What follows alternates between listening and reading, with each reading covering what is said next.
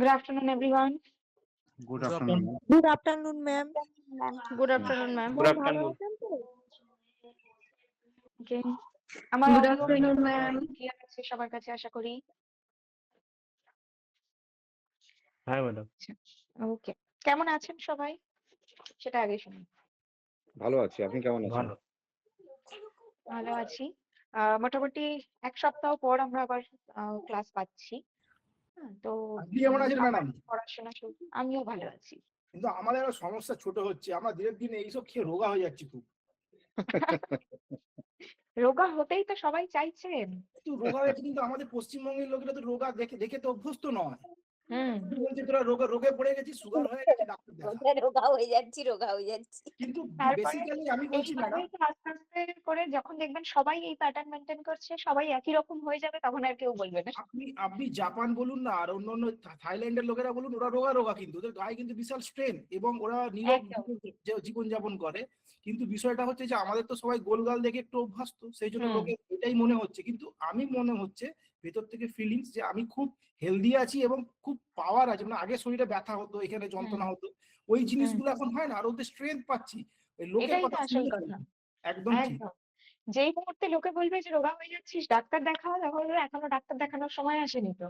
না, মোটা হয়ে গেলে ডাক্তার দেখাতে হবে। আমি ওটা বলছি না, আমি বলছি যে সেলিব্রিটিদের দেখছো না, ক্যাটরিনা কাইফ দেখো, মালাইকা অরোরা বলো, ওরা তো রোগা হতে চাইছে, আর আমরা তো মানে ওরা তো ডায়েট করে রোগা হচ্ছে। আমি বিরাট কোহলির কথা দেখুন না, বিরাট কোহলি তো ভেজিটেরিয়ান, সারাদিন দেখবেন বোঝে আপেল খাচ্ছে না, এই খাচ্ছে, ও তো কত স্ট্রেন বলুন তো। সেই তো এইগুলোই তো বলতে হবে, না হলে মানুষজন তো বুঝবে না। মানুষজন নিজে যেরকম সেরকমই ভাবে যে আরেকজন সেরকমভাবেই সুস্থ থাকবে। হ্যাঁ, বাঙালিদের খাওয়া প্রবণ মানুষ তো, এই জন্য ওদের ওইটা চোখে দেখে অভ্যস্ত, এই জন্য এই সমস্যাটা হচ্ছে। কিন্তু আস্তে আস্তে যখন এটাই আমাদের স্যারের যে ফর্মুলাতে যখন চলে আসবে, কাঁচা ইজ ইকুয়াল টু বাঁচা, তখন অটোমেটিক সবাই এটা বুঝতে পারবে এবং তখন মানুষ অটোমেটিক চোখে সেট হয়ে যাবে। একদম। ম্যাডাম, আপনাকে সেদিন হেভি লাগছিল কলা মন্দিরে। আচ্ছা আচ্ছা, ঠিক আছে, থ্যাংক ইউ। আচ্ছা, তো শুরু করা যাক এবার আমাদের ক্লাস তবে। আচ্ছা, আমরা যেটা নিয়ে শুরু করছি, আমরা আগের দিনকে ফুড ট্রেন্ডস নিয়ে কথা বলেছিলাম এবং সেখানে আমরা মেডিকেল ফুডসটা বাদ রেখেছিলাম। বাকি মোটামুটি র ফুডস বা এই জিনিসগুলো তো আমাদের হয়ে গেছে। হ্যাঁ, কোন ধরনের খাবারগুলো নেব, তো এই জিনিসগুলো আমরা কমপ্লিট করে ফেলেছি। আজকে আমরা মেডিকেল ফুড নিয়ে একটু কথা বলবো, ঠিক আছে? মেডিকেল ফুড মানে কি? মেডিকেল ফুড কথাটা শুনলেই কি মনে হয় যে এমন একটা খাবার যেটা মেডিকেল কন্ডিশনে দেওয়া হয়, সেটা হচ্ছে মেডিকেল ফুড, ঠিক আছে? এই মেডিকেল ফুডকে আমরা আরো একটা নাম দিয়ে থাকি, দ্যাট ইজ থেরাপিউটিক ডায়েট। কেন? কারণ এই মেডিকেল ফুডে কিছু অবজেক্টিভ রয়েছে, ঠিক আছে? সেগুলো কি? থেরাপিউটিক ডায়েট হিসেবে আমরা কাকে বলি? যেই ফুডটা বা যেই ডায়েট প্যাটার্নটাকে ফলো করলে আমার এক্সিস্টিং যে ডিজিজটা রয়েছে, সেই ডিজিজটা থেকে আমি রিকভার করতে পারবো, তাকে বলা হয় থেরাপিউটিক ডায়েট বা মেডিকেল ফুড। কারো লিভারের সমস্যা, লিভারের হয়তো আহ একদম অনেকটা সিভিয়ার স্টেজ হয়ে গেছে, বা কিডনির সমস্যা হচ্ছে, বা হয়তো কারো ডায়াবেটিসের সমস্যা, এরকম বিভিন্ন ধরনের প্রবলেম যদি থাকে, আমরা রোজ দিন যেই সমস্যাগুলো দেখি, কারোর ডায়াবেটিস, কারোর ক্যান্সার, বা কারোর আলসার, বা হয়তো কারোর হাইপার টেনশন, যাই প্রবলেম থাকুক না কেন, প্রত্যেকের জন্য তাদের সেই সিচুয়েশনটাকে ঠিক করার জন্য আমরা যে ডায়েটটাকে তাদেরকে করতে বলবো, ফলো করতে বলবো, তাকে আমরা বলে থাকবো মেডিকেল ফুড বা থেরাপিউটিক ডায়েট।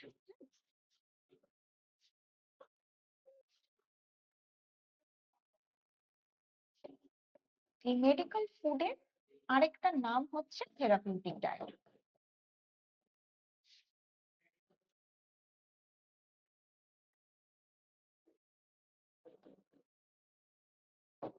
ঠিক আছে, এবার এই যে থেরাপিউটিক ডায়েটের কথা হচ্ছে, এই থেরাপিউটিক ডায়েটের মধ্যে কিন্তু আবার বিভিন্ন রকমের ভাগ থাকে।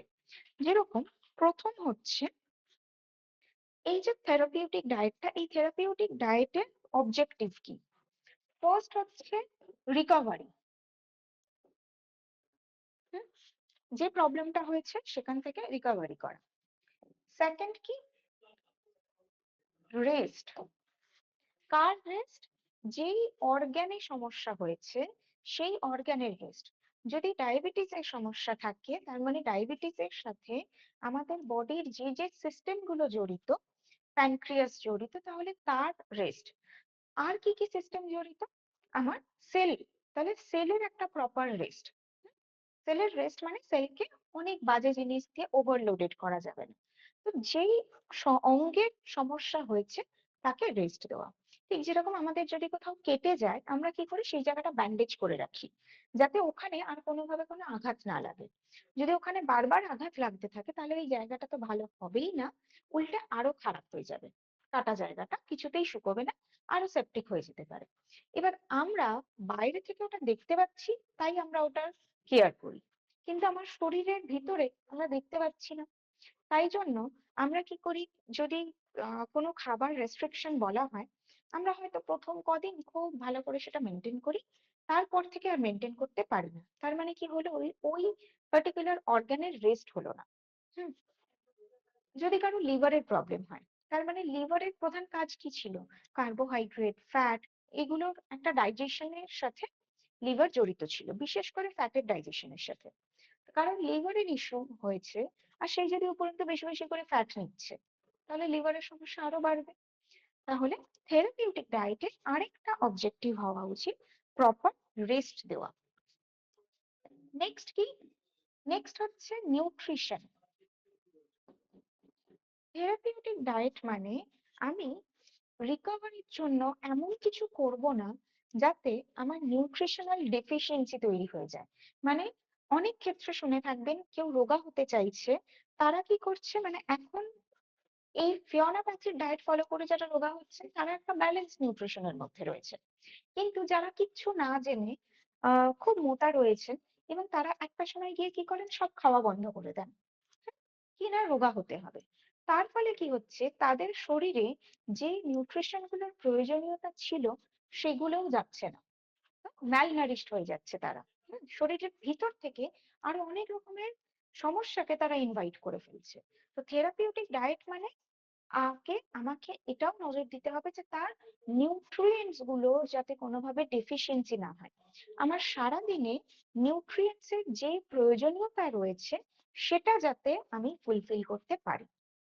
এই তিনটে মেজর অবজেক্টিভ আমাদের থাকে। এই তিনটের সাথে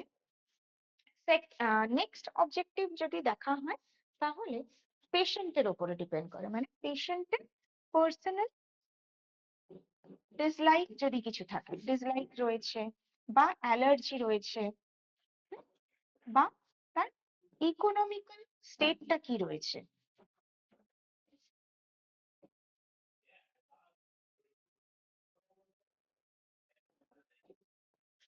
ইকোনমিক্যাল স্টেটাসটা কিরকম সেইটাকেও মাথায় রাখতে হয়। হয়তো এমন একটা খাবার যেটা আমি পছন্দ করি না, বা সেইটা আমার যে রিলিজিয়ন, আমার ধর্মে সেই খাবারটা কেউ খায় না, বা আমাদের ফ্যামিলিতেও হয়তো এই খাবারটা খাওয়া হয় না কোনো কারণবশত। তো আমি যদি সেই খাবারটা তাকে খেতে বলি, ন্যাচারালি আমি, মানে যাকে আমি খেতে বলছি সে ওটা মানতে পারবে না, তার ফলে একটা সমস্যা দেখা যাবে।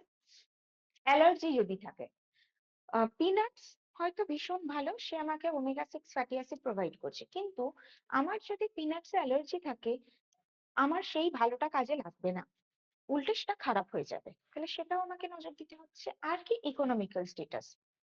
অনেক ভালো খাবার রয়েছে যা দাম অনেক বেশি, তাহলে সেটার সাবস্টিটিউট আমাকে অন্য কিছু ভাবতে হবে।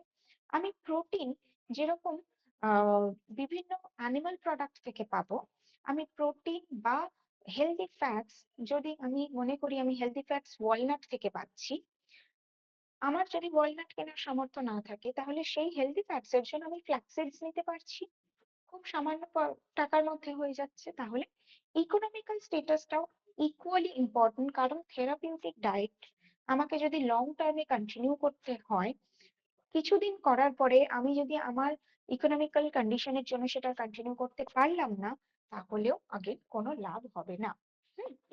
মেডিকেল ফুড বা থেরাপিউটিক ডায়েটে এই কয়েকটা অবজেক্টিভ আমাদেরকে ধরে নিতে হয়, মানে এই তিনটে অবজেক্টিভের মধ্যে পড়ে, আর এটা হচ্ছে স্পেশাল কনসিডারেশন বলা যেতে পারে। ওকে, এবার এই থেরাপিউটিক ডায়েটের মধ্যে আলাদা আলাদা ধরন থাকে। সেই ধরনটা কি? তার মধ্যে প্রথম যেটা বলবো, আগে মেডিকেল ফুড নিয়ে বলবো। মেডিকেল ফুডটা তুলনামূলকভাবে একটু সিভিয়ার কন্ডিশনে ইউজ হয় এই টার্মটা, মেডিকেল ফুড। আর থেরাপিউটিক ডায়েট মোটামুটি ভাবে যে কোনো সিচুয়েশনেই আমরা বলতে পারি। মেডিকেল ফুডের ক্ষেত্রে তিনটে ভাগ থাকে। হুম, একটা হচ্ছে ফ্লুইড ডায়েট, ঠিক আছে। নেক্সট হচ্ছে সফট ডায়েট, এবং তারপরে হচ্ছে নর্মাল ডায়েট। প্রথমে এই যে ফ্লুইড ডায়েটটা থাকছে, ফ্লুইড মানে কি? লিকুইড বা তরল খাবার। এই ফ্লুইড ডায়েটের মধ্যেও আবার দুটো ভাগ থাকে, একটা ক্লিয়ার ফ্লুইড ডায়েট, আরেকটা ফুল ফ্লুইড ডায়েট।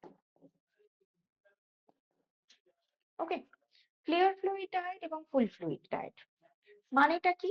ফ্লুইড মানে প্রথমেই কি বললাম, ফ্লুইড মানে হচ্ছে তরল জাতীয় খাবার।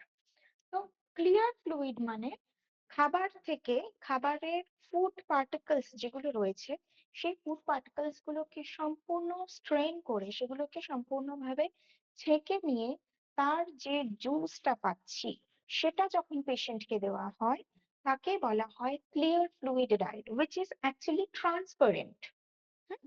তার মধ্যে কোনো ফুড পার্টিকলস আমি দেখতে পাচ্ছি না, that is considered as clear fluid diet.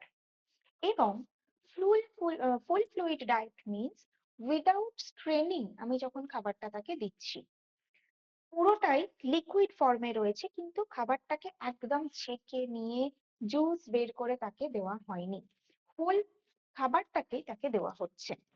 যদি একটু উদাহরণ দিয়ে বলি, তাহলে এই ক্লিয়ার ফ্লুইড ডায়েটের মধ্যে কি ধরনের খাবার আমরা বলতে পারি? ধরুন ফলের রস। ফলের রস করার পরে, ফলের রসটাকে ছেঁকে নেওয়ার পরে যে ক্লিয়ার জুসটা আমরা পাচ্ছি, তাকে বলা যেতে পারে এই ক্লিয়ার ফ্লুইড ডায়েট। ঠিক সেরকমই ফলের রস হতে পারে, কোনো সিডস, সেইটাকে বা গ্রিন জুস যদি হয়, মানে কোনো সবজি বা কোনো পাতার রস, সেটাকে ভালোভাবে রস করে ছেঁকে নিয়ে, আমলকির রস ভালোভাবে রস করলাম, তারপরে ভালোভাবে ছেঁকে নিয়ে শুধু জুসটা তাকে দেওয়া হচ্ছে। This is clear fluid. এবং ফুল ফ্লুইড কি?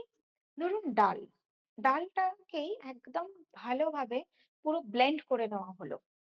ডালটাকে ভালোভাবে সেদ্ধ করে সেটাকে ব্লেন্ড করে দেওয়া হচ্ছে, that is full fluid diet. বা ফলের রস, কিন্তু সেটাকে ছেঁকে নেওয়া হলো না। শেক, আমরা যে বিভিন্ন রকমের শেক নিয়ে থাকি, বা বাদাম শেক হতে পারে, মিল্ক শেক হতে পারে, সেখানে কি হয়, পুরো জিনিসটাকে ব্লেন্ডারের মধ্যে দিয়ে দেওয়া হচ্ছে এবং সেই পুরো জিনিসটা আমরা খাচ্ছি, সেটা হচ্ছে ফুল ফ্লুইড। ওটার টেক্সচারটা লিকুইড, কিন্তু সেটা পুরোটা ট্রান্সপারেন্ট নয়। দুধের ক্ষেত্রেও তাই, milk is also in a full fluid diet. তাদের ক্ষেত্রে আমরা ক্লিয়ার ফ্লুইড এবং ফুল ফ্লুইডকে আলাদা করব। প্রথমত, যদি এই ক্লিয়ার ফ্লুইড ডায়েট দেওয়া হয়, এটা আমাকে মনে রাখতে হবে, এই যে ক্লিয়ার ফ্লুইড ডায়েটটা, এটা কিন্তু শুধুমাত্র ওয়াটার সাপ্লাই করছে, ম্যাক্সিমাম পোর্শনে ওয়াটার সাপ্লাই করছে, এবং ওয়াটার সলিউবল যে নিউট্রিয়েন্টস গুলো রয়েছে সেইগুলো সাপ্লাই করতে পারে, কোনো ফ্যাট বা প্রোটিন সাপ্লাই করতে পারে না। তাই ক্লিয়ার ফ্লুইড ডায়েট আমাকে একটা ব্যালেন্সড নিউট্রিশন দিতে পারবে না কখনো। এক্সট্রিম কন্ডিশনে পেশেন্টকে ক্লিয়ার ফ্লুইড ডায়েট দেওয়া হয়, সেটাও ম্যাক্সিমাম 1 থেকে 2 দিন কন্টিনিউ করা যেতে পারে। কাদেরকে আমরা ক্লিয়ার ফ্লুইড ডায়েট দিতে পারি? যাদের প্রচন্ড ডিহাইড্রেশন হয়েছে, বারবার লুজ মোশন হচ্ছে বা বমি হচ্ছে, শরীর থেকে সম্পূর্ণ জল বেরিয়ে যাচ্ছে, সেই অবস্থায় তাদেরকে ক্লিয়ার ফ্লুইড ডায়েট দেওয়া দরকার। কারণ এই সিচুয়েশনে বডি কিন্তু অন্য কোনো খাবার ডাইজেস্ট করতে পারবে না। তাই তাকে অন্য কোনো খাবার আমরা দিতে পারছি না, কিন্তু তার শরীর থেকে জল বেরিয়ে যাচ্ছে, সেই জলটাকে পূরণ করতে হবে, জলের ঘাটতিটাকে, এবং সোডিয়াম পটাশিয়ামকে পূরণ করতে হবে। তাই সেই পেশেন্টদের ক্ষেত্রে ক্লিয়ার ফ্লুইড ডায়েট দেওয়া হয়। ওআরএস ওয়াটার, সেটাও কিন্তু একটা ক্লিয়ার ফ্লুইড ডায়েট। আমরা বাড়িতে যদি নুন চিনি লেবুর জল বানাচ্ছি, সেটাও ক্লিয়ার ফ্লুইড ডায়েট, যেখানে ট্রান্সপারেন্সি থাকছে। হুম, কিন্তু এটা ম্যাক্সিমাম 1 থেকে 2 দিন আমরা কন্টিনিউ করতে পারি। তারপরে যদি আসি ফুল ফ্লুইড ডায়েটের ক্ষেত্রে, এই ফুল ফ্লুইড ডায়েট আমরা কাদের দিতে পারি? যে পেশেন্টরা হয়তো উঠে বসতে পারছে না, খাবার চিবিয়ে খেতে পারছে না, বা এতটাই উইকনেস রয়েছে তাদের মধ্যে যে অতক্ষণ ধরে খাবার খাবে সেই সিচুয়েশন তাদের নেই, এবং কোনো খাবার খেলেই হয়তো বমি হয়ে যাচ্ছে বা বমি বমি ভাব লাগছে, তাদের ক্ষেত্রে এই ফুল ফ্লুইড ডায়েটকে দেওয়া যেতে পারে। ফুল ফ্লুইড ডায়েটের ক্ষেত্রে যেটা ক্লিয়ার ফ্লুইডে আমরা 1 থেকে 2 দিন করছিলাম, ফুল ফ্লুইডে সেটা ম্যাক্সিমাম 3 দিন কন্টিনিউ করা যেতে পারে। কিন্তু দুটোর ক্ষেত্রেই মাথায় রাখতে হবে, ক্লিয়ার ফ্লুইডে তো বিশেষ করে পেশেন্টকে মিনিমাম, মানে ম্যাক্সিমাম, মিনিমাম না ম্যাক্সিমাম 2 ঘন্টার গ্যাপে ওই 200 to 250 ml এই ফ্লুইডটা সাপ্লাই করতে হবে, মানে 1 গ্লাস এই ফ্লুইড সাপ্লাই করতে হবে ম্যাক্সিমাম 2 ঘন্টার গ্যাপ, এর থেকে বেশি নয়। এবং প্রয়োজনে তার মধ্যে চিনি বা গুড় বা মধু মিশিয়ে দেওয়া যেতে পারে এনার্জি লেভেলটাকে বাড়ানোর জন্য। ফুল ফ্লুইডের ক্ষেত্রে যদি হয়, তাহলে ফুল ফ্লুইডটা 2 ঘন্টা থেকে 4 ঘন্টার গ্যাপে দেওয়া যেতে পারে। কিরকম কনসিস্টেন্সিতে আমি তাকে ফ্লুইড দিচ্ছি? আমি যদি একটা মিল্ক শেক তাকে বানিয়ে দিলাম, বাদাম মিল্ক শেক বানালাম, তাহলে নিশ্চয়ই 2 ঘন্টা পরে সে আবার খেতে পারবে না। তাহলে তার ঘনত্বটা কিরকম সেটার উপরে ডিপেন্ড করে, ফ্রিকোয়েন্সিটা ডিপেন্ড করে। মোটামুটি ভাবে 2 থেকে 4 ঘন্টা ধরা যেতে পারে। ওকে, এরপরে আসবো সফট ডায়েটের ক্ষেত্রে। এই সফট ডায়েটটা মেজরলি তাদের জন্য যাদের অপারেশন হয়েছে সবে, বা হয়তো খাবার ওই আগেন চিবিয়ে খেতে পারছে না, বা ওরাল ক্যাভিটিতে কোনো সমস্যা হয়েছে, আলসার হয়ে গেছে বা ক্যান্সার হয়েছে, বা দাঁতের সমস্যা রয়েছে, দাঁত পড়ে গেছে, বা পাইরিয়া হয়ে গেছে, মাড়ির সমস্যা হয়েছে, আমাদের এইখানে ফ্যারিংসে কোনো প্রবলেম হয়েছে, হুম, বা ইসোফেগাসে কোনো প্রবলেম হয়েছে, অথবা তার গ্যাস্ট্রিক আলসার হয়েছে, বা এই ধরনের সমস্যা, অর্থাৎ স্টামাকের কোনো সমস্যা, এই কেসে পেশেন্টকে সফট ডায়েট দেওয়া হয়। সফট ডায়েট মানে সেটা ফ্লুইড অবস্থায় নেই, কিন্তু সেটা একেবারেই নরম, স্ম্যাশড অথবা আনস্ম্যাশড হতে পারে। ঠিক আছে, চটকানোও হতে পারে, নাও হতে পারে, এতটাই আমি নরম টেক্সচার করে দিলাম, মানে একদম ডাল সেদ্ধ করলাম, সেটা এতটাই বয়েল করে দিলাম যে সেটাকে আর আলাদা করে কষ্ট করে চিবিয়ে খেতে হচ্ছে না, এরকম একটা অবস্থা। বা আমরা যেটাকে বলি গলা ভাত, হুম, এইগুলো সফট ডায়েটের মধ্যে আসে। এছাড়াও আহ যেরকম থাকতে পারে ফল, নরম ফল যেগুলো হয়, একদম পাকা ফল, নরম ফল, সেটা সবেদা হতে পারে, আম হতে পারে, এই নরম ফল, এগুলো সফট ডায়েটের মধ্যে আসে।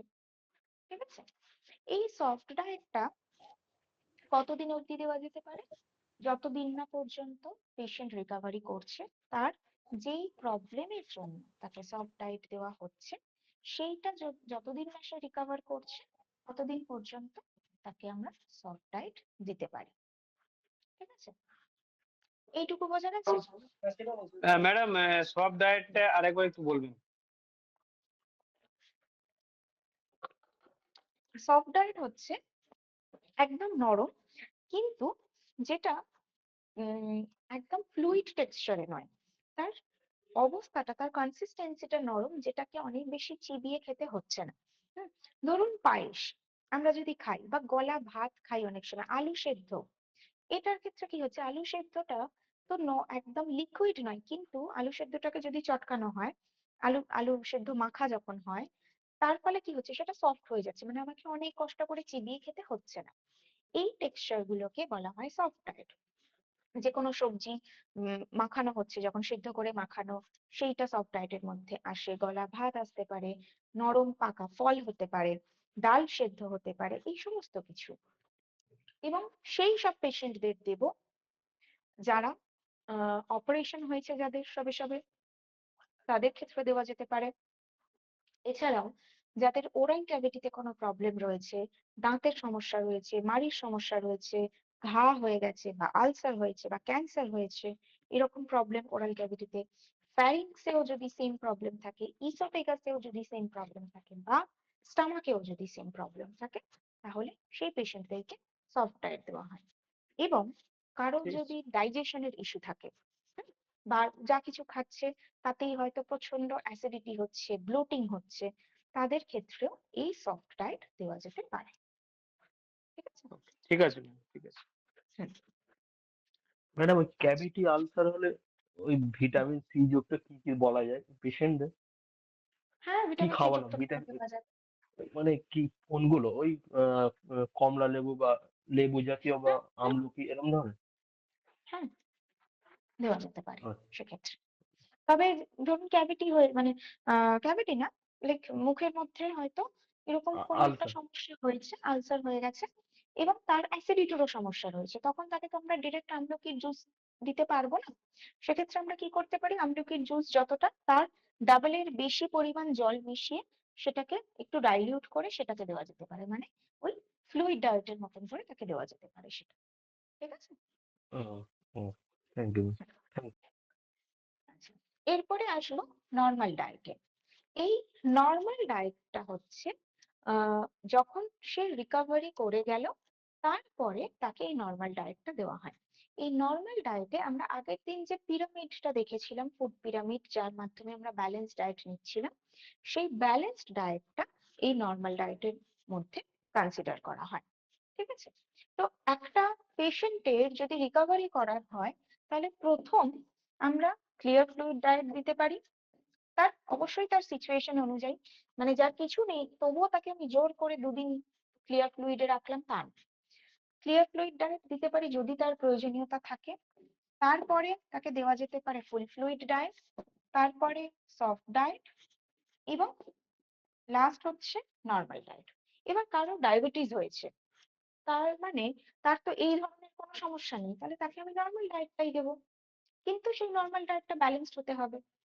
হুম, কারোর কোনো সমস্যা নেই, তার জ্বর হয়েছে, জ্বর হয়েছে কি কারণে জ্বর হয়েছে, জ্বর অনেকগুলো কারণে হতে পারে। আবার কারোর ইনফেকশন থেকে হতে পারে, কারোর ঠান্ডা লেগে হতে পারে, কারোর ব্যথা বেদনা থেকে জ্বর হতে পারে, যে কারণেই হোক না কেন। তো যদি দেখা গেল তার ইনডাইজেশন থেকে জ্বর হয়েছে, তাহলে তাকে আমি এই ফ্লুইড ডায়েটটা দিচ্ছি। যদি দেখা যায় যে তার অন্য কোনো ইনফেকশন থেকে জ্বর হয়েছে বা ব্যথা বেদনা থেকে জ্বর হয়েছে, সে খেতে পারছে না, তখন তাকে আমি সফট ডায়েট দিচ্ছি। হুম, তো আমাকে কি করতে হবে, এই ডায়েট গুলোকে একটু মনে রাখতে হবে। তারপরে আমরা যখন এক একটা ডিজিজ নিয়ে আবার যখন আলোচনা করব, তখন আবারও এই ডায়েটের প্রসঙ্গে আসবো। তাহলে এই ডায়েট গুলোকে আমাকে একটু মাথায় রাখতে হবে। আবারও ম্যাডাম যে বলে দিচ্ছি, লিভার ক্লিয়ার ফ্লুইড ডায়েট মানে আমাদের কোন ধরনের ফ্লুইড গুলো আসবে। ওআরএস ওয়াটার আসতে পারে, ডাবের জল আসতে পারে, নুন চিনির জল আসতে পারে, একদম ছেঁকে নেওয়া ফলের রস আসতে পারে, আর সবজির ছাঁকা, সবজি জুস যেটা, সেটা আসতে পারে ছেঁকে নেওয়ার পরে। ভেজিটেবল স্যুপ, সেই স্যুপটাকেও একদম ছেঁকে নিয়ে যে লিকুইডটা পাচ্ছি, সেটা আসতে পারে এই ক্লিয়ার ফ্লুইডের মধ্যে। ডালের জল আসতে পারে, এগুলো সব ক্লিয়ার ফ্লুইডে। ফুল ফ্লুইডে কি আসবে, একদম ডাল, সেটাকেই ব্লেন্ড করা, যে কোনো রকমের মিল্ক শেক হতে পারে, ফ্রুট শেক হতে পারে, সেগুলো হতে পারে এই ফুল ফ্লুইডের মধ্যে। অ্যান্ড এছাড়াও যেটা হতে পারে, নর্মাল মিল্ক হতে পারে, দই হতে পারে, দইয়ের লস্যি যেটা হয়, সেটাও এই ফুল ফ্লুইডের মধ্যে আসতে পারে। হুম, তো এইগুলো ফুল ফ্লুইডে। আর বাকি যা কিছু নরম টেক্সচার, সবটাই সফট ডায়েট। ঠিক আছে? এগুলো বোঝা গেল? ম্যাডাম বলছি লিভার থেকে যার ফিভার হবে তাকে কোন ডায়েটের ভিতরে রাখতে হবে? লিভারে হয়তো লিভারের কোনো সমস্যা ডিজিজ হচ্ছে মানে তার ডাইজেশনের একটা ইস্যু হচ্ছে। ঠিক আছে? তাহলে তাকে অবশ্যই আমরা ফ্লুইড ডায়েটের মধ্যে রাখবো এবং তার কি প্রবলেম হচ্ছে সেটাও অবশ্যই দেখার দরকার। তার জন্য আমরা হয়তো এবার ফ্যাটি থেরাপিউটিক ডায়েট নিয়ে কথা বলছি। হয়তো থেরাপিউটিক ফ্যাটি ডায়েট নিয়ে লিভার কথা আছে। বলবো, সেটা বুঝবো। ফ্যাটি লিভারের সাথে তাকে আচ্ছা ডায়েটের কোনো সম্পর্ক নেই, তখন তাকে নর্মাল ডায়েটে রাখবো। নর্মাল ডায়েট এবং ফ্লুইড ডায়েটে মিক্সচার আমরা রাখতে পারি তাকে। হ্যালো ঠিক ম্যাম। আছে? বলুন। ম্যাম বলছি কোন কোন পেশেন্টের ক্ষেত্রে আপনি তো বললেন ডায়াবেটিসের ক্ষেত্রে নর্মাল ডায়েট দিয়ে দেবো, হ্যাঁ। বাট কোন হুম কোন পেশেন্টের ক্ষেত্রে ওই 1 2 3 4 এই সিরিয়াল যেটা বললেন না পরপর হুম মেনটেন করবো কোন কোন পেশেন্টের ক্ষেত্রে? একটু আগেই যে বললাম ক্লিয়ার ফ্লুইড কাদেরকে দেবো, তখন খেয়াল করেননি? মানে ও সবকটা প্রথমে ক্ষেত্রেই ক্লিয়ার ফুড বলেছি। দেবো, তারপর ফুল ফ্লুইড দেবো, তারপর 3 দিন হ্যাঁ, বাদে সব সব ডায়েটটা দেবো, আমি ওটাই তারপরে বলছি। আমি একদম মানে প্রত্যেকটার ক্ষেত্রেই বলেছি যে কোন পেশেন্টের জন্য কোন কোন ডায়েট দিতে হয়, তখন খেয়াল করেননি? না ওটা কি মানে সাউন্ডটা আসেনি আচ্ছা, নেটটা। ঠিক আছে। কার মনে আছে একটু দেখি আগে। আগে যে কোনো একজন বলুন ক্লিয়ার ফ্লুইড ঠান্ডা কোন লাগলে, সিচুয়েশন? হ্যাঁ বলছি ঠান্ডা লাগলে, জ্বর হলে, যে কোনো জ্বর ইনডাইজেশনের ক্ষেত্রে, মানে আর ঠান্ডা লাগলে ভিটামিন সির অভাবে, হ্যাঁ এই জন্য। ভিটামিন সি বা ঠান্ডা লাগার সাথে ক্লিয়ার ফ্লুইডের সম্পর্ক নেই, ইনডাইজেশন হলে দেবো। আর বলুন কি বলছেন? যাদের ওরাল ক্যাভিটিতে আলসার বা ল্যারিংস বা আমাদের ফ্যারিংস যেগুলো হয় সেগুলো সব ডায়েটে দিতে হবে। আর আপনি বললেন হুম নর্মাল ডায়েট মানে যাদের হয়তো কোনো ইস্যু নেই কিন্তু হয়তো সুগার বা সুগার ডায়াবেটিসের সময় তার নর্মাল ডায়েট দেবে। আর যার হুম সিভিয়ার যে হয়তো খেতেই পারছে না তাকে মানে হুম সে খাবার মানে উঠে খেতেই পারবে না, এমন একটা হুম সমস্যা, তাকে ক্লিয়ার ফ্লুইড ডায়েটে দিতে হবে। Are very good. যার যে খেতে পারছে তাকে ফুল হুম ফ্লুইড ডায়েটে রাখতে হবে। এই। Very good. তাহলে ফুল মানে এই যে ম্যাডাম ফ্লুইড ডায়েটটা, এটা আমরা দেব হচ্ছে যারা খেতে পারছে না, আহ যে কোনো কারণে হতে পারে, তার হয়তো সেন্স নেই, অথবা সে উঠে বসে খেতে পারছে না, বা খাবার চিবিয়ে খেতে পারছে না, বা খাবার দেখলেই বমি আসছে, খাবার খেলে বমি হয়ে যাচ্ছে, এরকম সিচুয়েশন, বা কেউ এক্সট্রিম ডিহাইড্রেটেড হয়ে গেছে, সেই সব সিচুয়েশনে আমরা ফ্লুইড ডায়েটকে দেব। ঠিক আছে? বোঝা গেল? আচ্ছা না ম্যাম, ম্যাম, এটা যে ম্যাম কোনো এটা প্রশ্ন বয়সের ছিল না। জন্যই প্রযোজ্য? সব বয়সের জন্য। ম্যাম বলছি এটা প্রশ্ন ছিল যদি না, আমার প্রশ্ন ছিল যে বাচ্চাদের 4 রকম ডায়েটই 1 2 মানে ক্লিয়ার ফ্লুইড, ফুল ফ্লুইড, না হুম হুম সবটা আর নরমাল, মানে হুম একটা পেশেন্টকেই 4টেই দিতে হবে দিন বুঝে বুঝে, মানে প্রথম দিন তৃতীয় দিন এইভাবে আর কি, হুম সেরকম কোনো আছে সেটাই বলছি। না, এটা ধরুন যদি একটা না এই পেশেন্টের ধরনের ক্ষেত্রে হয়, তাহলেও ধরুন আমার এরকম হতে পারে প্রথমে ম্যাম। এরকম সিচুয়েশন হচ্ছে যে আমার ডাইজেশনের ইস্যু হয়েছে, ঠিক আছে, প্রচন্ড হুম, ডাইজেশন হয়েছে, ডাইজেশনের ইস্যু হয়ে ডায়রিয়া হয়ে গেছে। তার হ্যাঁ মানে কি, এটা একটাই সিচুয়েশন হচ্ছে, ডায়রিয়া হয়ে গেছে, তার মানে আমি তাকে ফ্লুইড ডায়েট দিচ্ছি, ক্লিয়ার হুম, ফ্লুইড দিচ্ছি, আস্তে আস্তে করে সিচুয়েশন ঠিক হচ্ছে, ক্লিয়ার ফ্লুইড থেকে বা ফুল ফ্লুইডে আসছি, আচ্ছা এরকম ভাবে সিকোয়েন্সে দিতে পারি। ওকে। এরকম নয় যে আমার যেই পেশেন্টই হবে আমি প্রত্যেককেই একদম সিকোয়েন্সে 1 2 3 থেকেই শুরু করব, তা নয়। এগুলো প্রবলেম পেশেন্টের অনুযায়ী নিয়ে যেতে পারি সিচুয়েশন সেটা। অনুযায়ী করতে হবে, তাই তো ম্যাম? একদম। সিচুয়েশন অনুযায়ী করতে এগুলো হবে। কারণ এই যে এগুলো ওরাল এগুলো ক্যাভিটিতে প্রবলেম হয়েছে, আলসার হয়েছে, তাহলে তাকে আমার ফ্লুইড ডায়েট দেওয়ার কোনো দরকার নেই, তাকে আমি তাকে সফট ডায়েট। সরাসরি সফট ডায়েট দিতে পারবো। এগুলো একদম। ডিজিজের ম্যাম উপর এইরকম মেনটেন কি করবে। ম্যাম, হুম এরকম হতে পারে যে পেশেন্টটা সাধারণত নরমাল কোনো ডায়েট ইনটেকই করতে পারতেছে না, তাদেরকে হুম তাদেরকে আমরা সাধারণত ওই যে ফ্লুইড ক্লিয়ার ডায়েট দিতে ফ্লুইড হবে, ডায়েট দেবো। ক্লিয়ার ফ্লুইড একেবারে। ডায়েট। আর এরপরে অপারেটিভ পেশেন্ট বা পরবর্তী অপারেশনের পরবর্তীতে যে স্টেজেই যাকে করা হয় ফ্লুইড থেকে ওভারকাম করার পরে, হুম তারপর তাকে দিতে হবে হলো soft soft full diet. Fluid diet.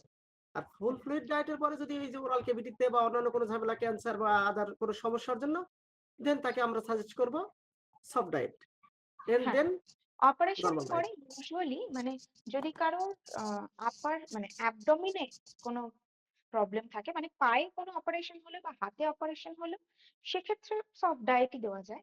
কিন্তু কারোর যদি ইন্টারনালি কোনো অপারেশন হয়, ইন্টারনাল অর্গানের ক্ষেত্রে অপারেশন হয়, তখন তাকে ইউজুয়ালি এই লিকুইড ডায়েট থেকে শুরু করা হয়।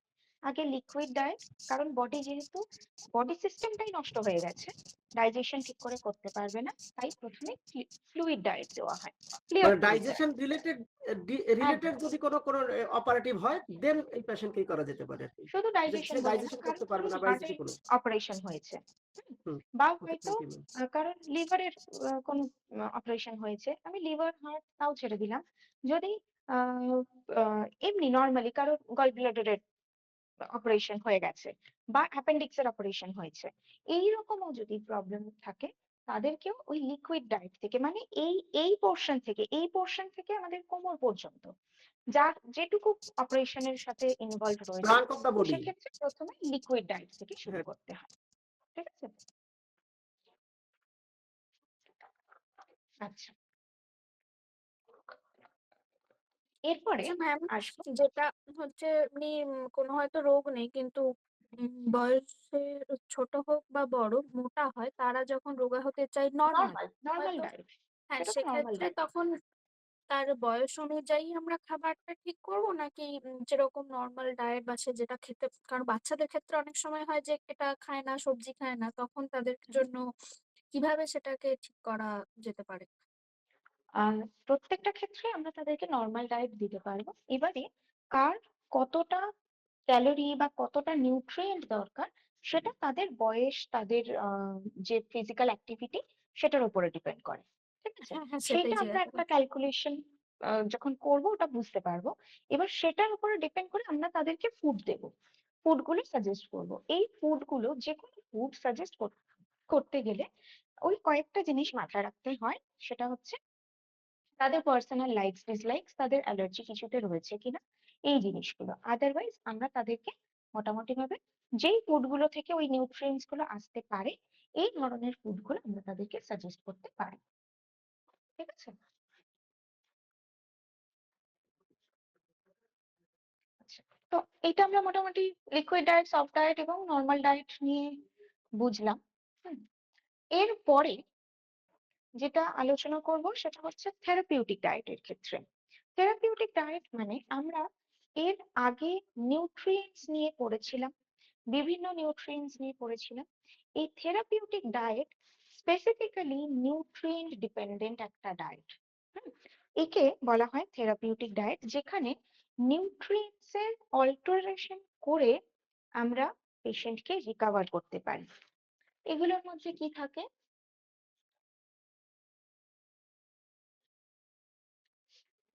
এক একটা নিউট্রিয়েন্ট নিয়ে আসি। প্রথমেই যদি কার্বোহাইড্রেটে আসে, তাহলে একটা হচ্ছে হাই কার্বোহাইড্রেট ডায়েট। ঠিক আছে? কার্বোহাইড্রেট বেশি দিতে হবে। হাই কার্বোহাইড্রেট মানে কার্বোহাইড্রেট বেশি দেওয়াটা প্রয়োজন। তাদের ক্ষেত্রে হাই কার্বোহাইড্রেট দেওয়া হয় যাদের ক্যালোরি রিকোয়ারমেন্ট বেশি। এই হাই কার্বোহাইড্রেট ডায়েটকে আমরা হাই ক্যালোরি ডায়েটের সাথে কম্পেয়ার করতে পারি। ঠিক আছে? হাই কার্বোহাইড্রেট ডায়েট বা হাই ক্যালোরি ডায়েট দুটোই সেম, অর্থাৎ এই যে হাই ক্যালোরি, এটা এই এক্সেস ক্যালোরিটা, হাই ক্যালোরিটা কোথা থেকে আসা দরকার? কার্বোহাইড্রেট থেকে।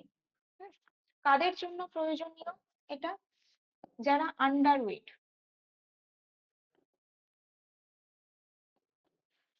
ঠিক আছে?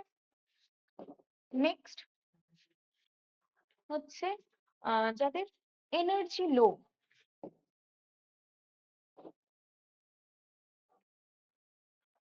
এই দুটো সিচুয়েশনে আমরা হাই কার্বোহাইড্রেট ডায়েট দিতে পারি। ওকে, এটা ছাড়া কিন্তু হাই ক্যালোরি আর খুব একটা আমাদের অন্য কোনো সিচুয়েশনে প্রয়োজন হয় না। হুম, শুধুমাত্র এটা আমি কার্বোহাইড্রেটের ক্ষেত্রে বললাম। আহ তাদের ক্ষেত্রে হাই কার্বোহাইড্রেট দিচ্ছি যারা আন্ডারওয়েট রয়েছে এবং লো এনার্জি রয়েছে, তাদের ক্ষেত্রে আমরা হাই কার্বোহাইড্রেট ডায়েট দেবো।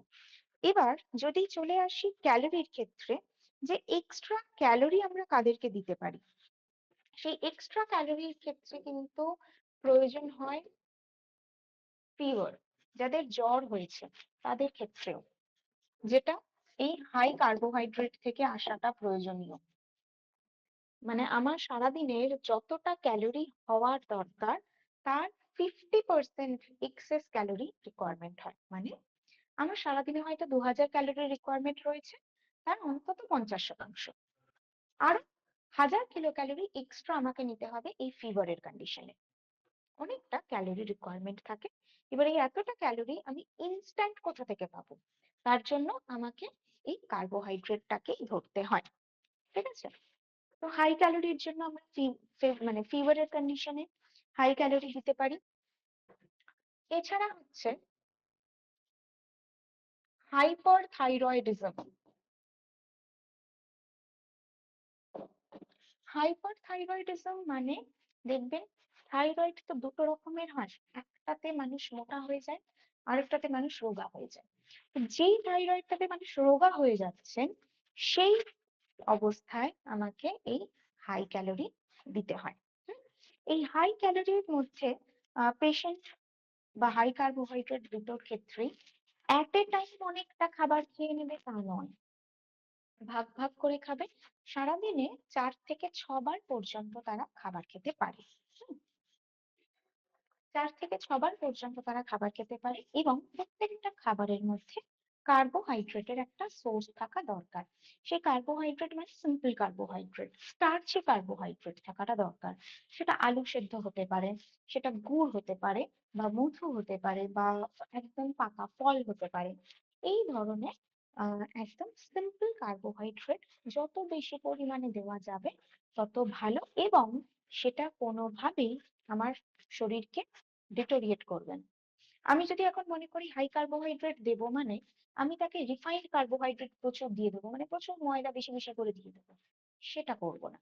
আমাকে কিছু হেলদি হাই কার্বোহাইড্রেটস দিতে হবে, যার মধ্যে আমরা বিভিন্ন সবজিকে রাখবো, স্টার্চি ভেজিটেবলস যেগুলো রয়েছে সেগুলো রাখতে পারি, ভাত রাখতেই পারি, এবং তার সাথে ফল বা গুড়, খেজুর, কিশমিশ, and তার সাথে মধু, এই জিনিসগুলোকে আমরা এইটার মধ্যে এনলিস্ট করছি।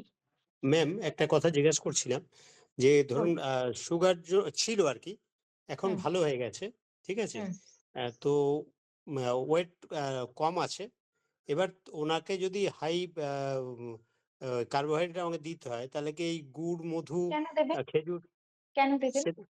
না, ওই ওই যে ওয়েটটা লস আছে, ওয়েটটা কম আছে না, তাই আগে জন্য। আমি সবটা বলে দিই। না না না, আচ্ছা, ঠিক যদি আছে। ওনার ওয়েট কম থাকে তাহলেও ওনাকে আমার হাই কার্বোহাইড্রেট দিতে হবে না। ঠিক আছে, আচ্ছা, অন্য নিউট্রিয়েন্টস এ হাই করতে হবে, ঠিক বলে ঠিক দিই ঠিক। ওটা। হুম। হুম, এটা যেরকম হাই কার্বোহাইড্রেট বা হাই ক্যালোরি গেল। এবারে এটা যদি হয় লো, তাহলে কি হবে? লো কার্বোহাইড্রেট বা লো ক্যালোরি ডায়েট।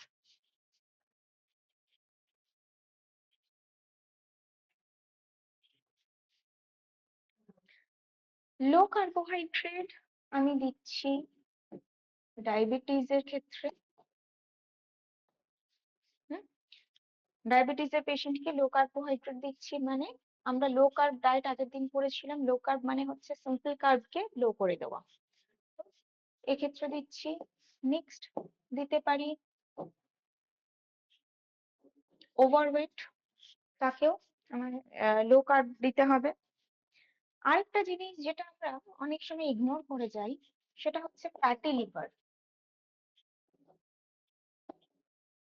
ফ্যাটি লিভারের পেশেন্টকেও কিন্তু আমাকে লো কার্বোহাইড্রেট বা লো সিম্পল কার্বোহাইড্রেট দেওয়াটা দরকার, কারণ লিভার অতিরিক্ত গ্লুকোজকে স্টোর করে রাখে। তাই আমি যত বেশি সিম্পল কার্ব দেবো লিভারের উপরে এক্সট্রা লোড পড়বে।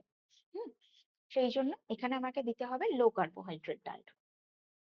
এটাই যদি আমি চলে আসে লো ক্যালোরি ডায়েটের ক্ষেত্রে, তাহলে লো ক্যালোরি ডায়েট মানে আগেন আমার ওভারওয়েট আসবে, ডায়াবেটিস আসবে, অনেক কিছু কিন্তু এই লো ক্যালোরিতে চলে আসবে। ওভারওয়েট, ডায়াবেটিস, হাইপোথাইরয়েডিজম, যেই থাইরয়েড ডিসঅর্ডারে আমরা মোটা হয়ে যাই, সেই থাইরয়েড ডিসঅর্ডারে লো ক্যালোরি দিতে হচ্ছে। ফ্যাটি লিভার, hypertension,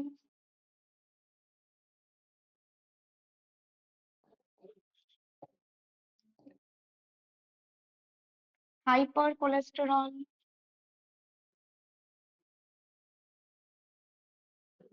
hypercholesterolemia, এই ধরনের কেসে আমি দিচ্ছি লো ক্যালোরি ডায়েট। ঠিক আছে, এই যে লো ক্যালোরি ডায়েট দেওয়া হচ্ছে, এই লো ক্যালোরির মানে এটা আগেন হয়ে যাচ্ছে কি, এই পুরোটা low fat diet. Low calorie মানে এখানে অবশ্যই লো ফ্যাট ডায়েট থাকবে। লো ফ্যাট ডায়েট মানে স্যাচুরেটেড ফ্যাট কম থাকবে। ঠিক আছে, স্যাচুরেটেড ফ্যাটি অ্যাসিডস কম থাকছে। আনস্যাচুরেটেড ফ্যাটি অ্যাসিড আমরা বাড়াতে পারি, কিন্তু স্যাচুরেটেড ফ্যাটটা কম থাকছে, সেটা হচ্ছে লো ফ্যাট ডায়েট। বোঝা গেল এটা? এটা ক্লিয়ার সবার? Yes ma'am. ওকে, এবার হাই ফ্যাট আমাদের খুব একটা প্রয়োজনীয়তা নেই, তাই জন্য হাই ফ্যাটে যাচ্ছি না। এরপরে আসবো প্রোটিনের ক্ষেত্রে। তাহলে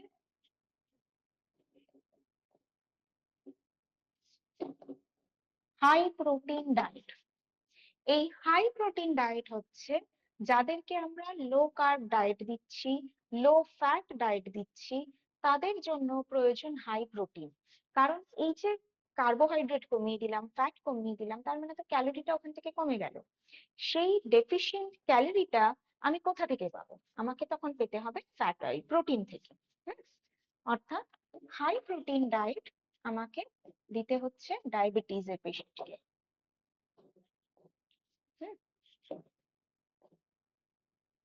যারা ওভারওয়েট রয়েছেন তাদের জন্য, যারা অ্যাথলিটস,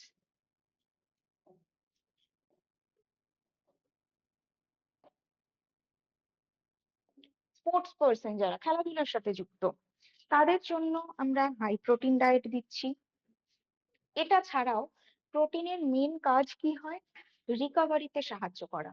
তার মানে যে কোনো রকমের রিকভারি হতে পারে, অর্থাৎ পোস্ট সার্জারি, অপারেশনের পরে যে রিকভারি হচ্ছে, সেখানে high protein diet.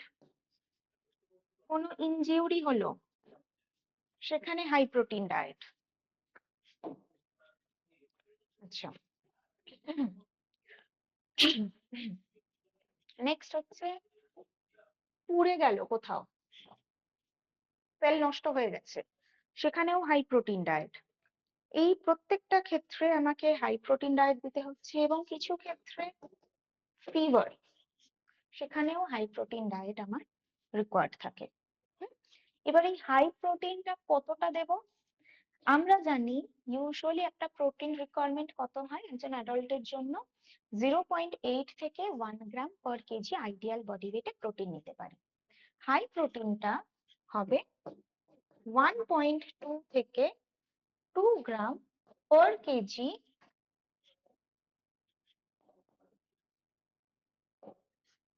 Ideal body weight. যার যেরকম সিচুয়েশন, যার যেরকম কন্ডিশন, সেই বুঝে আমি প্রোটিনের অ্যামাউন্টটাকে ধরবো। মোটামুটি ভাবে 1.2 থেকে 2 gram per kg ideal body ওয়েটে হাই প্রোটিন দেওয়া যেতে পারে। তবে এই হাই প্রোটিন মানেই যে প্রচুর প্রচুর পরিমাণে তাকে আমি অ্যানিমাল ফুড খাইয়ে দেবো তা নয়। কারণ হাই প্রোটিন কাদেরকে দিচ্ছি ভালো করে মনে রাখতে হবে, হাই প্রোটিন তাদের দিচ্ছি যাদের ফ্যাট রেস্ট্রিক্টেড রয়েছে। তাই অ্যানিমাল প্রোটিন প্রচুর পরিমাণে খাওয়ালে তার কিন্তু স্যাচুরেটেড ফ্যাট বাড়তে থাকবে। তাই আমাকে দিতে হবে যাদের হাই প্রোটিন ডায়েট মানে কার্বোহাইড্রেট রেস্ট্রিকশন অর্থাৎ সিম্পল কার্ব রেস্ট্রিকশন রয়েছে, ফ্যাট রেস্ট্রিকশন রয়েছে অর্থাৎ প্লান্ট প্রোটিন দেব। প্লান্ট প্রোটিন থেকে কার্বোহাইড্রেটের মধ্যে আমি সিম্পল কার্বোহাইড্রেট পাচ্ছি না, ফাইবার পাচ্ছি মানে কমপ্লেক্স কার্বোহাইড্রেট পেয়ে যাচ্ছি, এবং ফ্যাটও স্যাচুরেটেড ফ্যাট পাচ্ছি না। বোঝা গেল? ক্লিয়ার হয়েছে এটা? হ্যাঁ ম্যাডাম, ঠিক আছে। এবার ডায়াবেটিসের প্রশ্ন যিনি করেছিলেন তার কাছে উত্তর ক্লিয়ার হয়েছে? হ্যাঁ ম্যাম। ওকে, ভেরি গুড। এরপরে আসবো লো প্রোটিন ডায়েট। লো প্রোটিন ডায়েটও ঠিক নয়, রাদার আমরা বলতে পারি এটা প্রোটিন রেস্ট্রিক্টেড ডায়েট।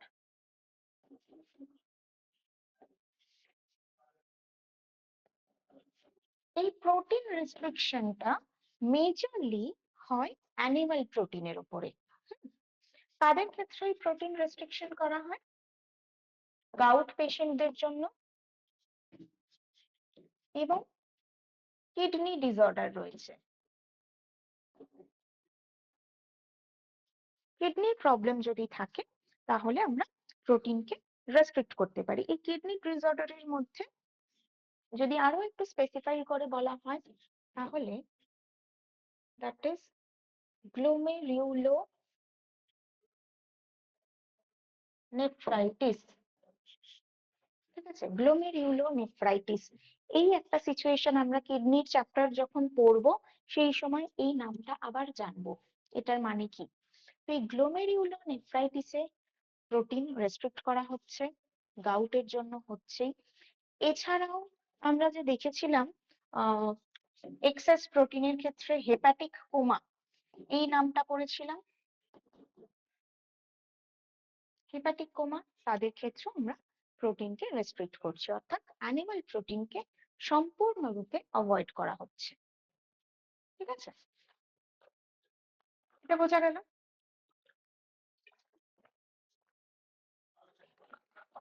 এটা ক্লিয়ার তো?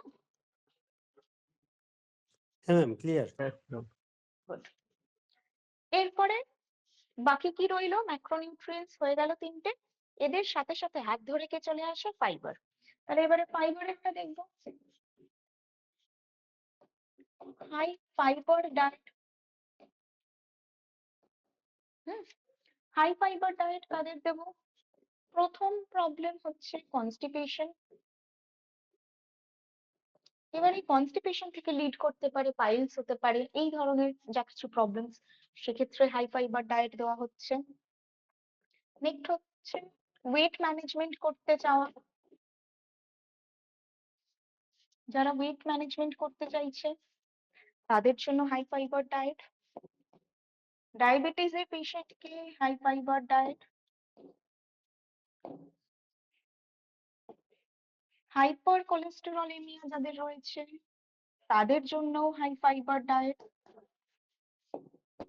লিভার ডিসঅর্ডার যদি থাকে তার জন্যও হাই ফাইবার ডায়েট।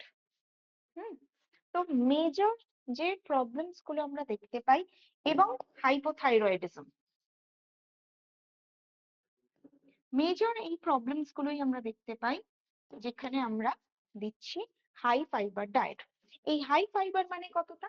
আমরা নর্মালি ফাইবারের রিকোয়ারমেন্ট জানি 30 থেকে 35 গ্রাম। যদি কেউ রেগুলার বেসিসে এই 30 থেকে 35 গ্রাম ফাইবার নেয় তাহলে তার এক্সেস ফাইবার নেওয়ার আর প্রয়োজন নেই। তাও যদি সিচুয়েশন খুব খারাপ হয়ে যায় তখন তাকে কিছুটা এক্সট্রা নিতে হবে। সেই এক্সট্রা কতটা? ম্যাক্সিমাম 40 গ্রাম, সরি ম্যাক্সিমাম 40 গ্রাম, এর থেকে বেশি প্রয়োজন নেই। আমরা যদি সেই 40 গ্রামের জায়গায় 45 গ্রামও নিই তাতেও আমার শরীর ডিটোরিয়েট করছে না। ঠিক আছে, তো আমার সারাদিনের যতটুকু রিকোয়ারমেন্ট তার থেকে এক্সেস 10 গ্রাম 12 গ্রামের ফাইবার আমরা রাখতেই পারি ডায়েটের মধ্যে। ওকে, এটা বোঝা গেল? এটা ম্যাডাম ক্লিয়ার? যদি বেশি ফাইবার নেন তাহলে কি ধরনের সমস্যা আসতে পারে? অতিরিক্ত ফাইবার যদি হয়ে যায়, যেহেতু ফাইবার বিশেষ করে ইনসলিউবল ফাইবার যদি হয়, বা যেহেতু সেটা আমার বডি ডাইজেস্ট করতে পারছে না, তো ফাইবারের ডিসঅ্যাডভান্টেজ আমরা পড়েছিলাম, সেটা ডায়রিয়াকে লিড করবে।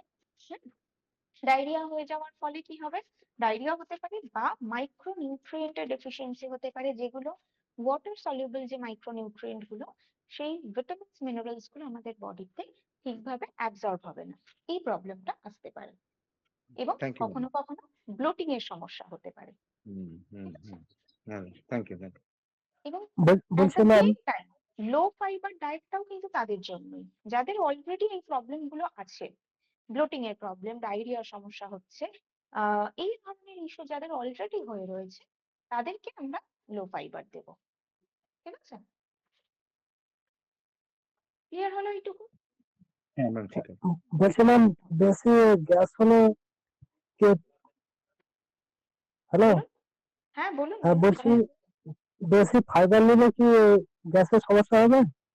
না, বেশি ফাইবার নিলে গ্যাসের সমস্যা হয় না, কারণ আমাদের বেশি ফাইবার মানেও সেটা 45 গ্রামকে ছাড়িয়ে যায় না খুব একটা, এবং সেই 45 গ্রামটাও মানে ইনসলিউবল ফাইবার হিসেবে হয় না। হুম, সেই জন্য আমাদের গ্যাসের সমস্যা হওয়ার কথা নয়। ঠিক আছে। এবার হ্যাঁ, যদি ইনসলিউবল ফাইবার আপনি অনেকটা নিচ্ছেন, সারাদিনে 50-60 গ্রাম ইনসলিউবল ফাইবার নিচ্ছেন, যারা মানে ওয়েট ম্যানেজমেন্ট করতে চাইছে সেটা না জেনে, কতটা কি প্রয়োজন সেটা না জেনে যখন তারা নিচ্ছে, তখন তাদের গ্যাসের সমস্যা হতেই পারে। বোঝা গেল? আচ্ছা, হ্যাঁ, জি ম্যাডাম। এবার নেক্সট যেটাতে আসবো, দ্যাট ইজ ব্ল্যান্ড ডায়েট।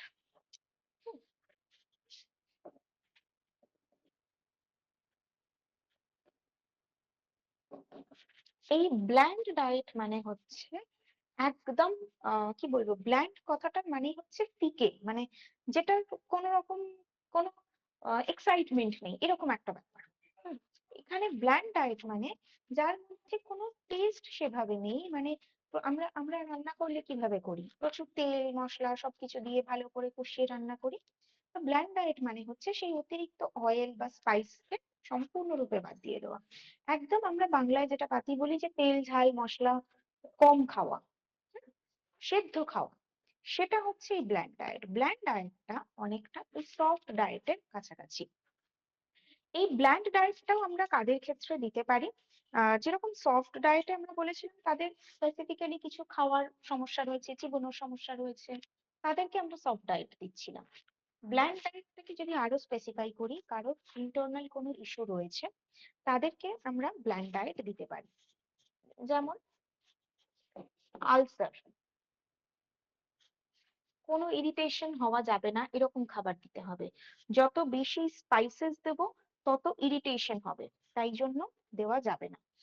তাই আলসারের ক্ষেত্রে, যে কোনো আলসার হতে পারে, গ্যাস্ট্রিক আলসার হতে পারে, ডিওডিনাল আলসার হতে পারে, সেই ক্ষেত্রে পেশেন্টকে দিতে হচ্ছে ব্ল্যান্ড ডায়েট। Next, diarrhoea. ডায়রিয়ার ক্ষেত্রে আস্তে আস্তে পেশেন্ট রিকভারি করেছে, রিকভারি করার পরে মানে যখন সে প্রচন্ড ভাবে ডিহাইড্রেটেড ছিল তখন তাকে ফ্লুইড ডায়েট দেওয়া হয়েছিল। আফটার রিকভারি সঙ্গে সঙ্গে তাকে নর্মাল ডায়েটে আমি শিফট করে দেবো না, ব্ল্যান্ড ডায়েটেই তাকে রাখতে হবে। হুম, কারণ এখনো তার বডি ইউজ টু হয়নি সমস্ত ধরনের খাবারকে ডাইজেস্ট করার জন্য। এই ধরনের সিচুয়েশনে ব্ল্যান্ড ডায়েট দেওয়া হয়। Again post surgery, post surgery কেসে ব্ল্যান্ড ডায়েট দেওয়া যেতে পারে। ওকে, এটা ক্লিয়ার? হ্যাঁ ম্যাম। নেক্সট হচ্ছে কারোর যদি ইনডাইজেশন থাকে। ইনডাইজেশন মানে এক্ষেত্রে আমরা মেজরলি বলতে পারি ব্লোটিং হচ্ছে, বা যেটাকে পেট ফাঁপা বলা হয়, ব্লোটিং, অ্যাসিডিটি, এই ধরনের প্রবলেম যদি থাকে তাদেরকেও ব্ল্যান্ড ডায়েট দেওয়া। ম্যাক্রোনিউট্রিয়েন্টস হয়ে গেল।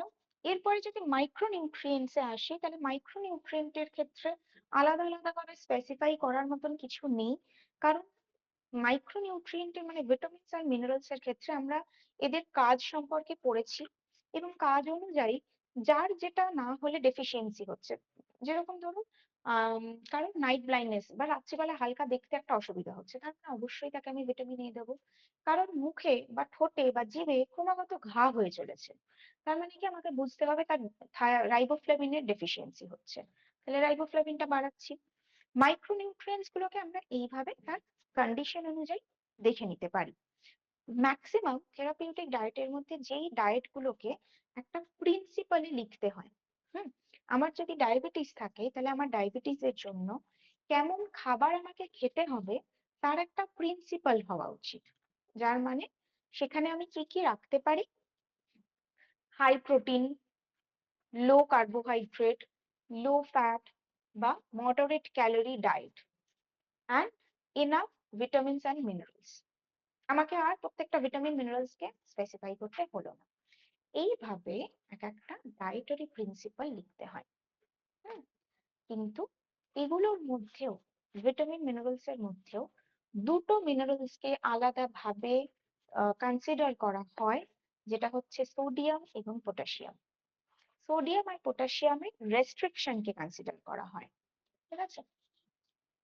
সেটাই মেইনলি একটু নোট করব। ম্যাডাম যাদের লো প্রেসার তাদেরকে কি দেবো? আমি আসিনি এখনো, বলছি, বললে বুঝতে পারবেন।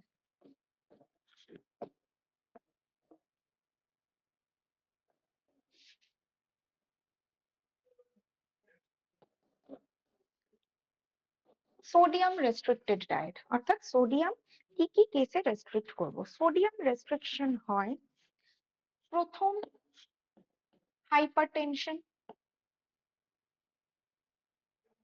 যাদের হাই ব্লাড প্রেশার তাদের ক্ষেত্রে সোডিয়াম রেস্ট্রিক্ট করব, অর্থাৎ যাদের লো ব্লাড প্রেশার তাদের ক্ষেত্রে সোডিয়ামকে আমরা বাড়াতে পারি। এবার বাড়াতে পারি মানে মুঠো মুঠো নুন খাওয়া নয়, কিন্তু এক্ষেত্রে রেস্ট্রিকশনের প্রয়োজনীয়তা নেই। যেটা সোডিয়াম আমরা সারাদিনে 8 গ্রাম নিতে পারি, লো ব্লাড প্রেশারের পেশেন্টরা সেই রেস্ট্রিকশনটা থাকছে না, তারা তাদের স্বাদ অনুযায়ী প্রয়োজন অনুযায়ী নুন খেতে পারবে। এবং হাইপারটেনশনের ক্ষেত্রে এই রেস্ট্রিকশনটা থাকছে। তারপরে হচ্ছে কিডনি ডিসঅর্ডার, ভীষণ ভীষণ প্রয়োজনীয়, কারণ সোডিয়ামের কাজই হচ্ছে জল ধরে রাখা আর কিডনির কাজ হচ্ছে জলকে ছেঁকে বের করা। তাই যদি কিডনি ডিসঅর্ডার হয় তার মানে কিডনি জল ছেঁকে বের করতে পারছে না, উল্টে সোডিয়াম আমার শরীরে জল আরো ধরে রাখছে। তার ফলে কি হবে, কিডনি ফেলিয়ার হয়ে যাবে এবং সারা শরীরে জল জমতে থাকবে। এই সিচুয়েশনে sodium restriction is very very important. Next হচ্ছে সিরোসিস অফ লিভার।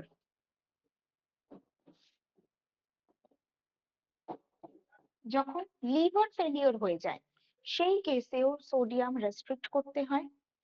এবং আরেকটা থাকে প্রেগন্যান্সি পিরিয়ডে। প্রেগন্যান্সিতে ইউজুয়ালি হাইপার টেনশন দেখা যায়, ব্লাড প্রেশারটা বেড়ে যায়, তাই সেই সিচুয়েশনে সোডিয়াম রেস্ট্রিকশন দরকার। এই অবস্থাটাকে বলা হয় সোডিয়াম রেস্ট্রিক্টেড ডায়েট। বোঝা গেল?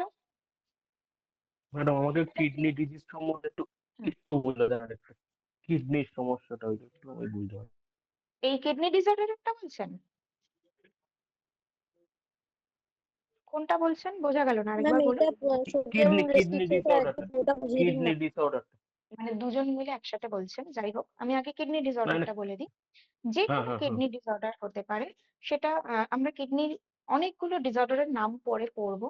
কিডনি ফেলিওর হতে পারে, কারো ডায়ালিসিস চলছে, কারোর নেফ্রোটিক সিনড্রোম হয়েছে, বা কিডনিতে কোনো ইনফ্লামেশন হয়েছে, কিডনিতে কোনো ইনফেকশন হয়েছে। যে কোনো কিডনির প্রবলেম থাকুক না কেন, আমাকে প্রথমেই যেটা রেস্ট্রিক্ট করতে হবে দ্যাট ইজ সোডিয়াম। ঠিক আছে, বোঝা গেল? হ্যাঁ ম্যাডাম। আচ্ছা, এই সোডিয়াম রেস্ট্রিকশন মানে শুধুমাত্র খাবারের নুন নয়। সোডিয়াম রেস্ট্রিকশন মানে খাবারের নুন বাদ, এবং তার সাথে প্যাকেটজাত যে কোনো খাবার সেইটা বাদ। চাইনিজ খাবারে যে আমরা আজিনামোটো ইউজ করছি, মনোসোডিয়াম গ্লুটামেট, সেইটাও বাদ। কোনো সস, চিপস, পাঁপড়, আচার, যা কিছু, সমস্ত কিছুর মধ্যেই নুন যোগ করা হচ্ছে অ্যাজ এ প্রিজারভেটিভ, সেই সমস্ত কিছুকে কিন্তু বাদ দেওয়াটা দরকার। কিডনি ডিসঅর্ডারে কি ডাবের জল খাওয়া যায় না? ডাবের জলের ক্ষেত্রে আসছি যখন পটাশিয়াম রেস্ট্রিকশন বলবো, না খাওয়া যায় না, কারণ তার মধ্যে পটাশিয়াম থাকে। এবং কিডনি ডিসঅর্ডারের ক্ষেত্রেও পটাশিয়াম রেস্ট্রিক্টেড ডায়েট হতে হয়। কিডনি ডিসঅর্ডারের ক্ষেত্রে দুটো মিনারেল রেস্ট্রিকশন থাকে, sodium potassium restricted diet. Kidney disorder মানেই হচ্ছে sodium and potassium restricted diet. বুঝা গেল? তাহলে এরপরে যেটা আসবো সেটা হচ্ছে সোডিয়াম রেস্ট্রিকশন তো হয়ে গেল, এবার আসবো পটাশিয়াম রেস্ট্রিকশনে।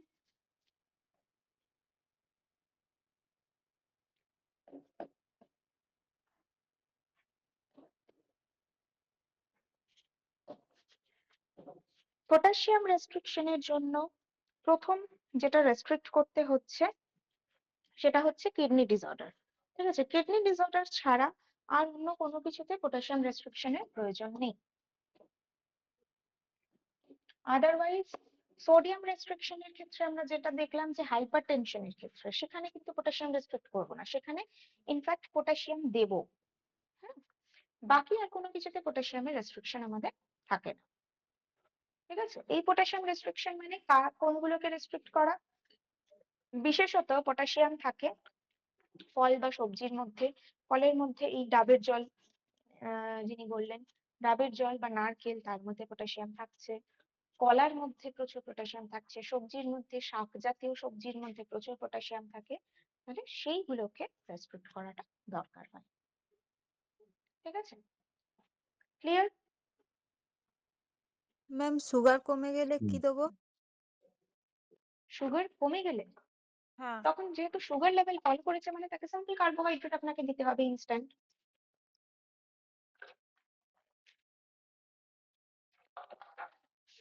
ইনস্ট্যান্ট সিম্পল কার্বোহাইড্রেট দিলে তবে সুগার, ব্লাড সুগার লেভেলটা আবার আগের জায়গায় ফিরে আসবে বা নর্মালাইজ হতে পারবে। ঠিক আছে, ম্যাডাম একটা কথা বলবো ম্যাডাম। বলুন বলুন। সুগার কমে যাওয়ার ক্ষেত্রে মানে আমার নিজস্ব একদম ব্যক্তিগত অভিজ্ঞতা রয়েছে আর কি। হুম। সুগার কমে যাওয়ার ক্ষেত্রে দেখা যায় সচরাচর ক্ষেত্রে নর্মাল যদি কেউ ডায়েটের মধ্যে থাকে, ইভেন তিনি যদি ডাইরেক্ট কার্বোহাইড্রেটও নেন, যদি তার মধ্যে দেখা যায় 2-3টে সুগারের মেডিসিন চালানো হয়, সেক্ষেত্রে কোনো ক্ষেত্রে সুগার ফল করতে পারে। আদারওয়াইজ কিন্তু অবশ্যই। আমরা যদি ওখান থেকে সুগারের মেডিসিন গুলোকে মানে সরিয়ে নেওয়া হুম হয়, তাহলে তার জীবনে সুগার ফল হবে না। হুম, অবশ্যই। কারণ মানে সুগার তাদেরই ফ্লাকচুয়েট করে যারা ইনসুলিন নিচ্ছেন বা মেডিসিনস নিচ্ছেন, তাদের ক্ষেত্রে Exactly. সুগার লেভেল ফ্লাকচুয়েট করে, আদারওয়াইজ ঠিক আছে। হয় না। হুম, আর যদি ফ্লাকচুয়েট করে তাহলে অবশ্যই করে ইনস্ট্যান্ট আমাকে সিম্পল কার্বোহাইড্রেট দিতে হয়। ওকে, আচ্ছা। তো এই ম্যাডাম গেল তার আমাদের মানে এই ফুড ট্রেন্ডস এর টপিকটা। ঠিক আছে, ম্যাডাম এরপরে আমরা আরেকটা নিয়ে ম্যাডাম আলোচনা করব। আমি একটু ম্যাডাম কমপ্লিট করে নিই আগে। আপনাদের প্রশ্নের উত্তর কি আমি দিচ্ছি না? এরপরে আমরা আরো একটা জিনিস নিয়ে কথা বলবো, সেটা হচ্ছে এন্টারাল ফিডিং নিয়ে। এই এন্টারাল ফিডিং মানে বিশেষত হসপিটাল টেকনিকে কিভাবে আমরা নিউট্রিশনকে অ্যাডমিনিস্টার করতে পারি সেটার উপরে ডিপেন্ড করে কিছু ফিডিং টেকনিক হয়, ডায়েট টেকনিকও বলবো না, কিছু ফিডিং টেকনিক হয়, সেটা নিয়ে কথা বলবো এরপরে। ঠিক আছে, আচ্ছা বলুন কি বলছেন। ম্যাডাম তার মানে যার সুগার সবসময় দেখছি কমে যাচ্ছে তার ডায়েটে হুম, কি আমরা আনবো? সবসময় কমে যাচ্ছে, তার কি ব্লাড সুগার অলরেডি রয়েছে? হ্যাঁ, ব্লাড সুগারটা আগে ছিল, তাকে এবার ডায়েটটাকে পাল্টে দিয়ে এবার শুধু এবার কমে যাচ্ছে, শুধু ফল হয়ে যাচ্ছে। মেডিসিন নিচ্ছেন তিনি? না না না, নিচ্ছেন না, কোনো কিছুই নিচ্ছেন না আর। হুম, তার মানে কার্বোহাইড্রেট কমে যাচ্ছে, সিম্পল এটার একটাই কার্বোহাইড্রেট কারণ।